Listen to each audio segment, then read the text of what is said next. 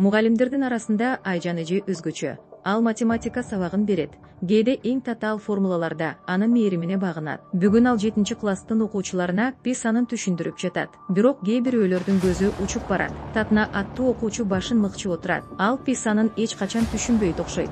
Үйгө келгенде да барактагы сандар аны шылдыңдагандай сезилет. Бул кичинекей көңүл калуулар мугалимдер үчүн чоң көйгөй. Ошол күнү сабактан кийин Айжан эже окуучулар кетээрден мурун кеткен жок. Ал парталардын арасында жалгыз ойлонуп отурат. Ал татна үчүн гана эмес, бардык окуучулар үчүн жаңы ыкмаларды ойлоп тапты. Бул анын күнүмдүк эрдиги үмүттү үзбө.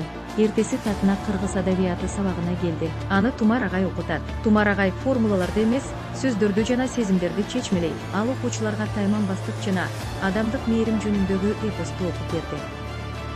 Сабактан кийин татна шашып баратып, китебин түшүрүп жиберди.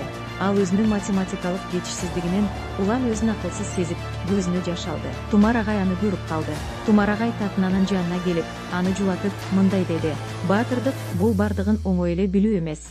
Баатырдык бул эртең кайра аракет кылуу. Ар бир жаңы күн бул жаңы бет." Ушул сөздөрдөн кийин татнанын деми кайра кирди.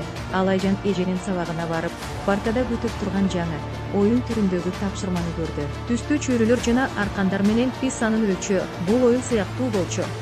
1 сааттан кийин татнанын өзү мурда математикадан корккон досуна жардам берип жатты. Ал жөн гана формулаларды эмес, Айжан эженин уйкусуз түндөрүн жана Тумар агайдын мээримин бөлүшүп жатты. Маданият мектебинин мугалимдеринин эрдиги күн сайын кайталанып турат. Бул чоң окутуучулук сүйүүсү, ар бир балага кулак салуу жана билимге болгон чексиз сүйүү. Бул эрдик жылдыздарды күйгүзөт.